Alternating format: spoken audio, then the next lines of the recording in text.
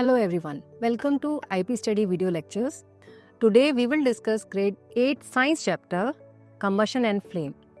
In this chapter we will discuss about what is combustion, how does a candle burn, fuel and its various types, characteristics of ideal fuel. So the discovery of fire made a drastic change in our life. Discovery of fire help us to use the fire for producing heat and light, and it help us to cook the food, also to illuminate darkness. First of all, understand what is combustion. So when we talk about the combustion, what comes to your mind first?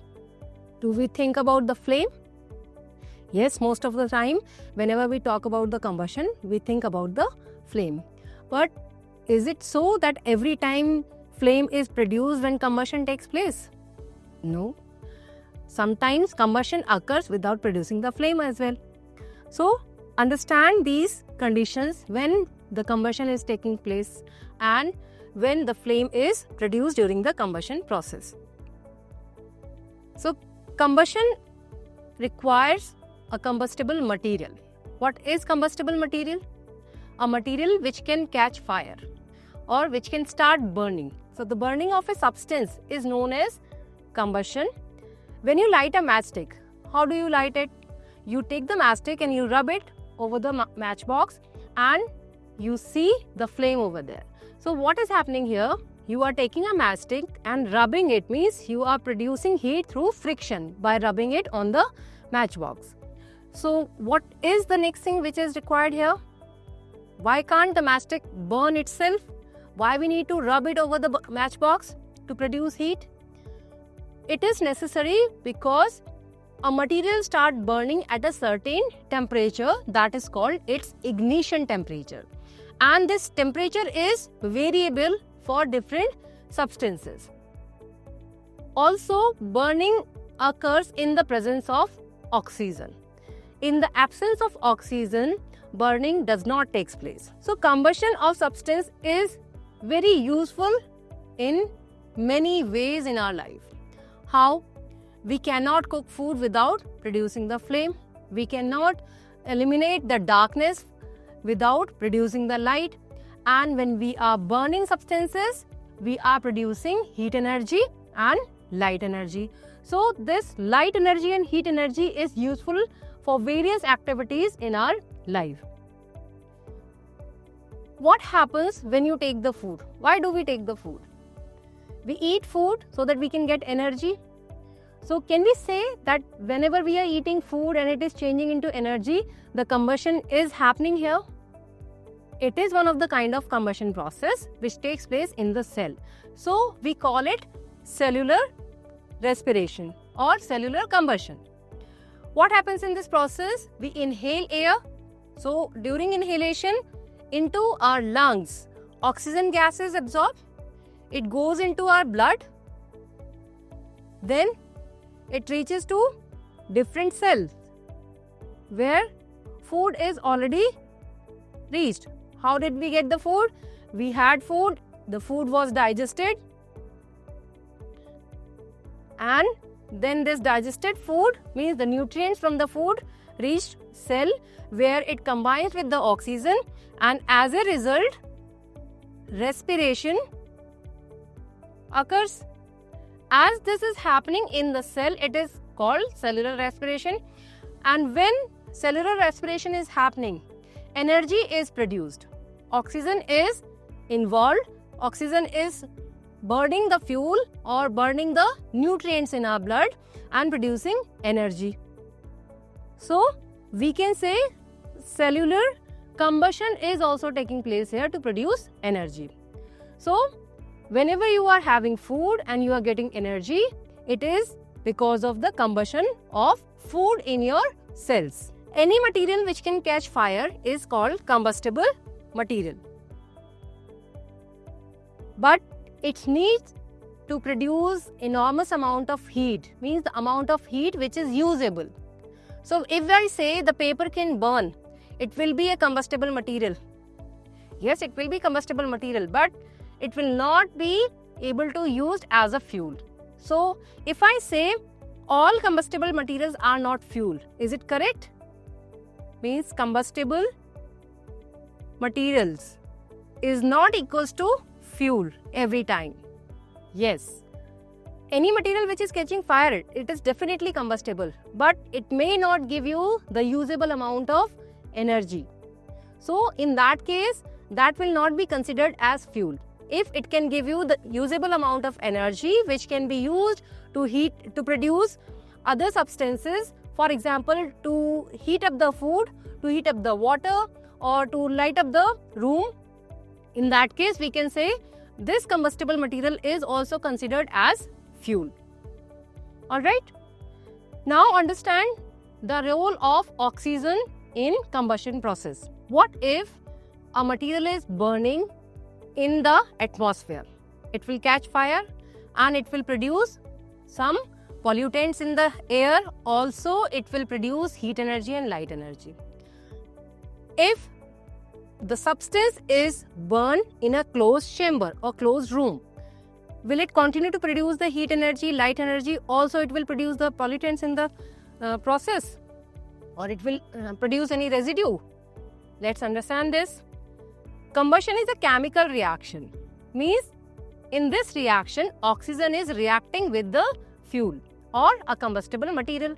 In the previous chapter, we have studied that most of the fuel are which we are using nowadays. These are the hydrocarbons. Means these are the products of carbon and hydrogen. So when oxygen is reacting with any combustible material, it is reacting with carbon and hydrogen. Most of the time, it is combining with carbon and producing carbon dioxide gas. So when any substance is burning in plenty of oxygen or in fresh supply of air, so what happens? It goes under complete combustion. Means it burns completely by reacting with the carbon in the substance and produces carbon dioxide as a result. At the same time, it produces water vapor also, which can be seen in form of smoke or sometimes fumes. And it also produces heat and light, or sometimes it will produce only heat or light along with the heat. So, if any substance is burning in plenty of oxygen, we will say it is going under complete combustion. What happens if we take a candle and place it in a petri dish and light the candle? After this process, we will cover the candle using a inverted tumbler or inverted glass jar. So what will happen? After covering the candle with inverted glass jar, it will stop burning after few seconds or certain time. Why this happens? When you cover the candle, initially it keeps burning because some of the oxygen is available in this space inside the inverted tumbler. As soon as it is consumed by the flame for producing the light or heat, it will stop burning because there is no more supply of oxygen inside the tumbler. In this case, we can say that the combustion needs oxygen gas essentially. Third is ignition temperature. This is very important factor to support combustion. Any material which is combustible cannot catch fire at the same temperature. For example, many of the fuels do not burn at room temperature. We need to heat them up to reach their ignition temperature so that they can catch fire. Different substances have different ignition temperature. How can we test this? Take the paper, start burning it or place it over the flame. It will catch fire very easily. Take a matchstick, bring it closer to the flame. It might also catch fire easily. Now take a piece of coal and bring it closer to the flame. It will take a little more time to start burning or to ignite after coming in contact with the flame.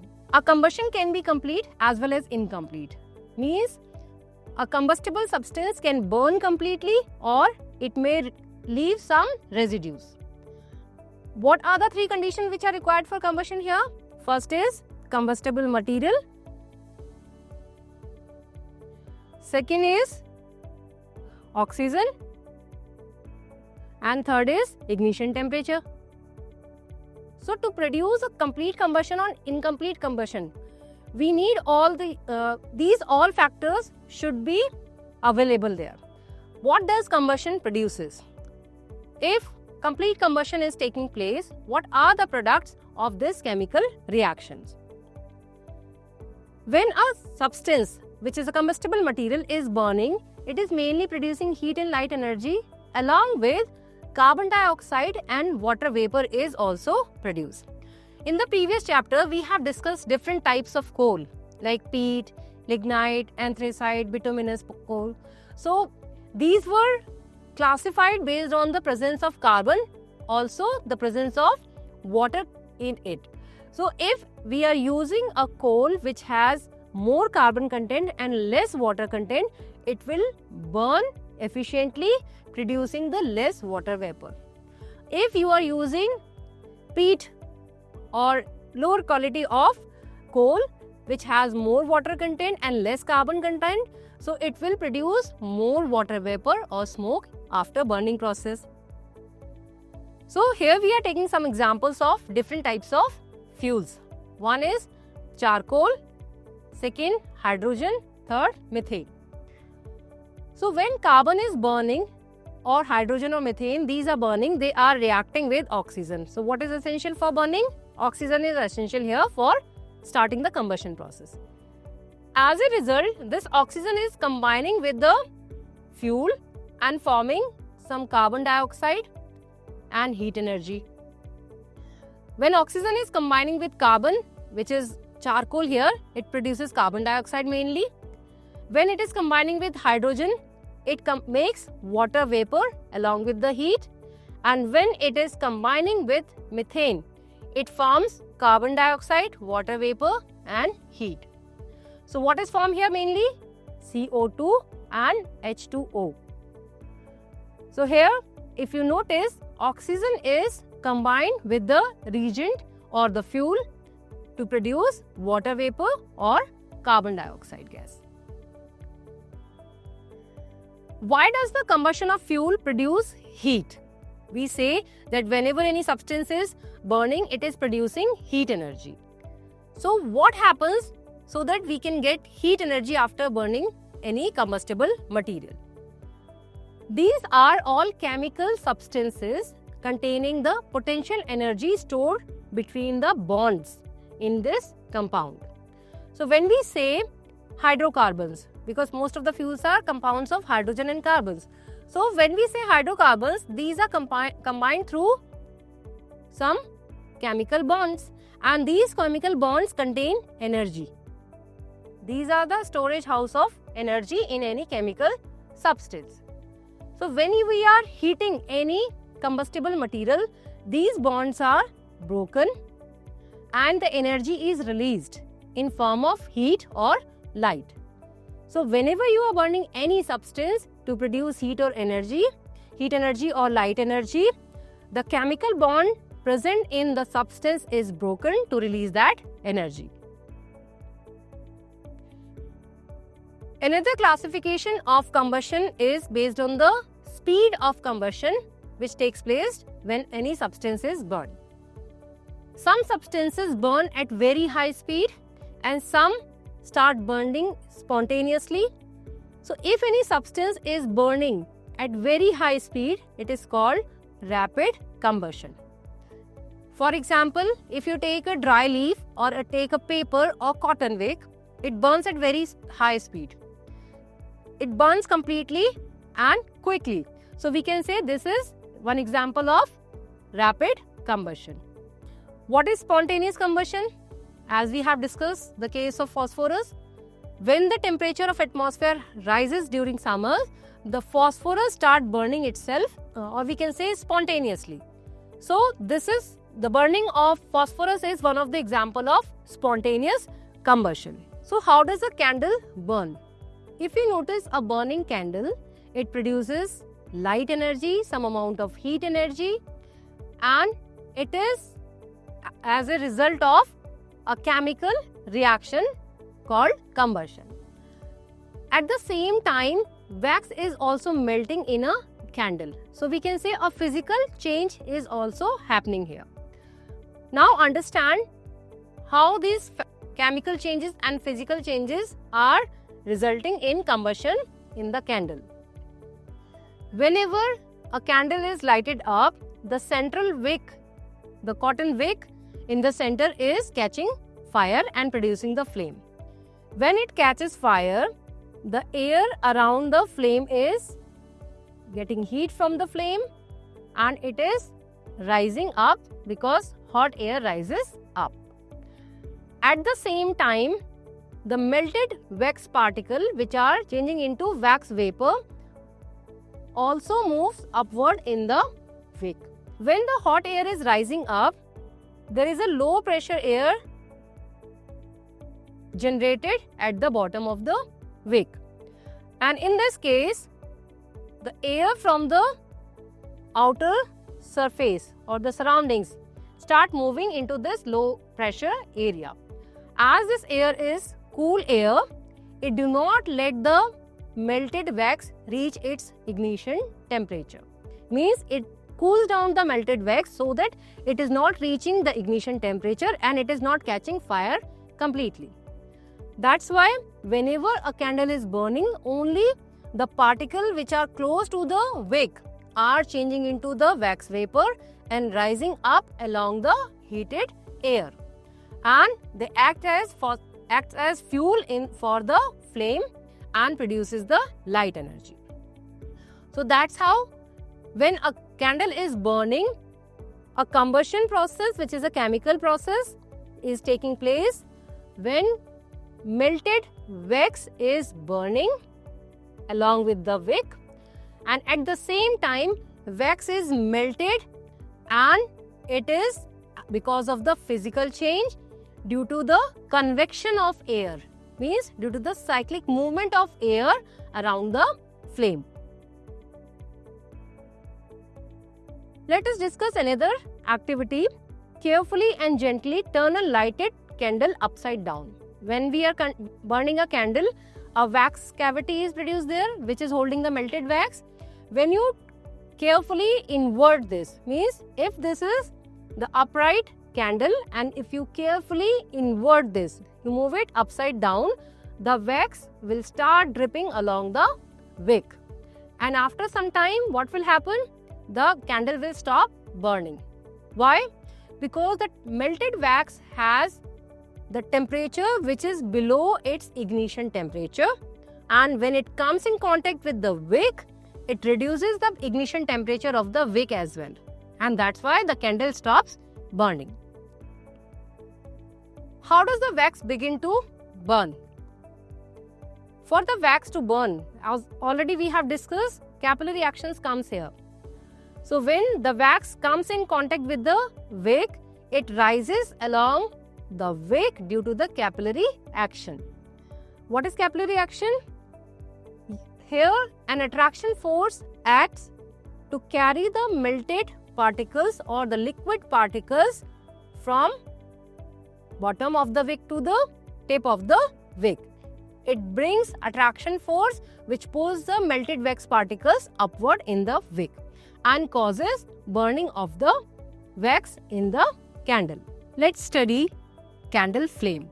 A candle flame is consist of 3 zones. The classification of these zones depends on the availability of oxygen in each zone, the temperature of these different zones of the candle, and the type of combustion taking place over there. So, first zone is the inner dark zone. This is the zone of least temperature because the combustion is not taking place here properly, or we can say the wax vapor has not reached its ignition temperature in this zone. This zone is composed of unburnt particle, unburnt wax vapor. Second is the yellow zone. So if you notice here, this is the yellow zone. Why does this zone has yellow color? It is because of incomplete burning of wax particles and the cotton wick in this zone. Why does the incomplete combustion takes place here?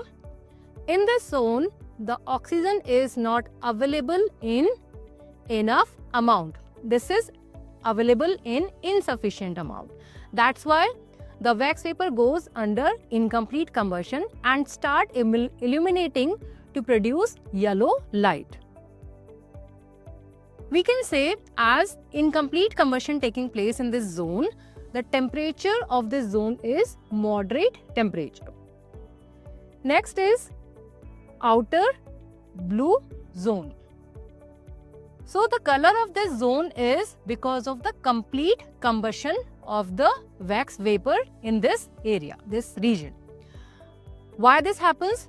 As this zone is the outer zone and it is in contact with the atmosphere. So we can say that plenty of oxygen is available here and the wax vapor is going in complete combustion. As the combustion is taking place properly, the temperature of this zone will be highest, or we can say this is the hottest zone of the candle flame. So based on the type of combustion and the availability of the oxygen and the temperature of each zone, these are classified in 3 different zones. Next is fuels. What do you understand when we say fuel? Fuel is a substance which burns to produce usable amount of energy, and it should be easily transportable, it should be easily accessible, it should not produce residues or the pollutants into the atmosphere. In that case, we will say that the fuel is ideal fuel. The fuels are classified based on their states, such as solid fuels, liquid fuels and gaseous fuels. What are solid fuels? So wood, charcoal, coal, coke, paraffin, cow dung. These are common solid fused in different regions. For example, in industries or in residential areas, such as in villages. When we say liquid fuel, what comes into your mind? The fuel for vehicles, that is in liquid state. What is that? The petroleum fuel, such as diesel and petrol. Fuel for kerosene lamp, which is again in liquid state. So the petrol, kerosene, diesel, fuel oil, benzene, alcohol, etc. are some fuel found in liquid state. Next is gaseous fuel. Fuel which is available in gaseous state. Here we have different types of gaseous fuel. Natural gas, which is obtained during processing of crude oil, or we can say during fractional distillation of petroleum products. Next is gobar gas. What is gobar gas? It is mainly composed of methane. It is produced due to biodegradation of animal waste, such as the feces of animal. So this is also in gaseous state and it is an environment friendly gaseous fuel. Second is producer gas. During discussing the destructive distillation of coal, we have discussed that producer gas is released there. How? What is this composed of? It is composed of nitrogen and carbon monoxide. It is produced, it is released when hot air is passed over red hot coke. So, as it is composed of carbon and it is reacting with oxygen and nitrogen to produce the producer gas, it is mainly a mixture of carbon monoxide and nitrogen gas. Next is water gas. What is water gas? Water gas is mainly composed of hydrogen and carbon monoxide gases It is prepared when the steam is passed over red hot coke. Next is coal gas. Coal gas is a mixture of methane, hydrogen gas and carbon monoxide gas. So that's how we use different types of fuel in different state, solid, liquid and gases for various purposes. Another gas of fuel which is commonly used in different places is LPG. LPG is liquefied petroleum gas and it is mainly used as cooking gas. This gas has no odor, so we cannot identify if there is any leakage of this gas. To identify that, we add another substance which is called ethyl mercaptan. What is the purpose of adding this? This helps us to identify if there is any leakage, because these gases are highly inflammable, means these can catch fire very easily. And to avoid such kind of accidents, we are adding ethyl mercaptan here. What are the advantages of using LPG gas? As I said, it is commonly used gaseous fuel. It has high calorific value, means it produces enormous amount of heat energy which can be used. Whenever it is burning, it produces smokeless flame, means it is not releasing residues in the atmosphere. It is not producing any poisonous gas such as carbon monoxide or methane. It is easy to handle and easy to transport from one place to another. And it is very neat and clean domestic fuel, means it is eco-friendly fuel. We choose a fuel based on its efficiency. As we have discussed different types of fuel which are available in the nature, but we prefer some of these fuel for daily life activities because of their efficiency. What is the efficiency here? Efficiency is considered as the amount of heat energy is produced by burning a fixed amount of fuel, and this energy can be usable. So the amount of heat generated by burning 1 gram of fuel is known as calorific value of 1 gram of fuel. If we are burning huge amount of fuel, then we will calculate the calories in kilocalories. The heat released by a fuel is measured in kilojoules.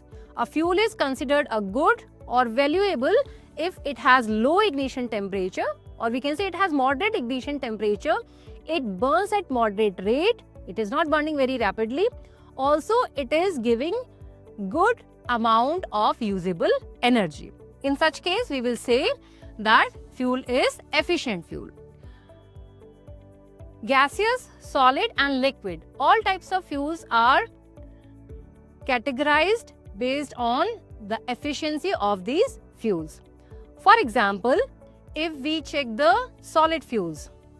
So here we have charcoal, coal and wood, and they are producing certain amount of energy. So which one of these has can be considered as efficient among these three? The charcoal, because it is giving comparatively good amount of energy. If you compare kerosene, petrol, diesel and ethanol, the liquid fuel which is giving good usable amount of energy and burning at moderate rate without producing pollutants into the atmosphere will be considered the efficient liquid fuel. So here we can say among these fuels listed here, kerosene, petroleum, diesel are giving us good efficient fuel energy.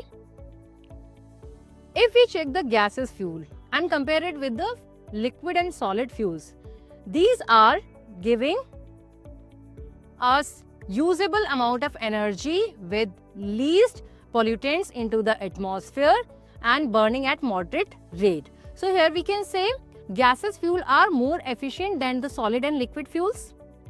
So that's why we are mostly using natural gases and LPG. Now, check the characteristics of these fuels which is making it more efficient. What are these? It has good calorific value. It is burning at moderate rate, medium rate. It is not burning so slow or quickly. The fuel should be non-reactive. When we are storing these or transporting these fuels, such as the liquid fuel or gaseous fuel, are stored in containers, huge containers, and transported. So these should not react with the container. The ignition temperature of a fuel should not be too high or too low. If it is too high, we need to invest more fuel to reach its ignition temperature, more heat, or if it is very low, it will start at room temperature only. The ideal fuel should not pollute the air. If any fuel is giving enormous amount of heat energy which is usable but releasing pollutants into the atmosphere, so we cannot say that it is an ideal fuel. It should be easily available in your surrounding. Also, it should not be very much expensive. So if any fuel has these characteristics, we can say that is an ideal fuel. Now we have understood that how to produce flame. We know that the material should be combustible, it should reach its ignition temperature, and oxygen should be available there to start the flame. But we need to also understand how to control the flame to avoid any accidents. So, if we can eliminate one of the necessary conditions to produce the flame, we can control the flame also. Such as if we starve the flame. Starve the flame means we do not provide fuel to that. Or we remove the combustible material from the fuel. In that case, we can say the flame can be controlled or reduce its ignition temperature. So, how do we reduce the ignition temperature? Commonly, we use water. So, if we are using to put off any flame, means we are reducing its ignition temperature to control this. But we cannot use water in every case. For example, if a flame is caused due to an electrical spark, so we cannot use water because water is good conductor of electricity and it will conduct the current resulting into electric shock. Also, if a fire is produced by burning a petroleum product, for example, if there is a flame or uncontrolled fire over petroleum tank, so we cannot use water because petroleum products are lighter than water and it will start floating over the surface of water, which means continuous oxygen supply is there to support the flame. So what else we can do? We can interrupt the supply of oxygen in such case. How can we do that? So we can use sand to put off the supply flame and cut off the supply of oxygen. If a person catches fire during an accident, we can use a wet blanket to cover that. It will help us to reduce the ignition temperature of burning clothes. Also, it will cut off the supply of oxygen there.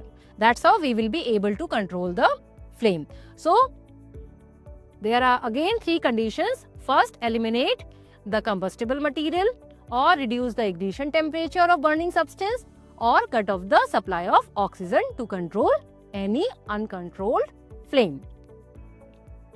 So that's how in this chapter we have understood the conditions required for combustion, different types of combustions, the structure of flame, different types of fuel, their efficiency, what are the conditions to consider of fuel and efficient fuel, and what are the conditions to control an uncontrolled flame. These understanding can help us to use the flame in different activities in day-to-day life. Thank you.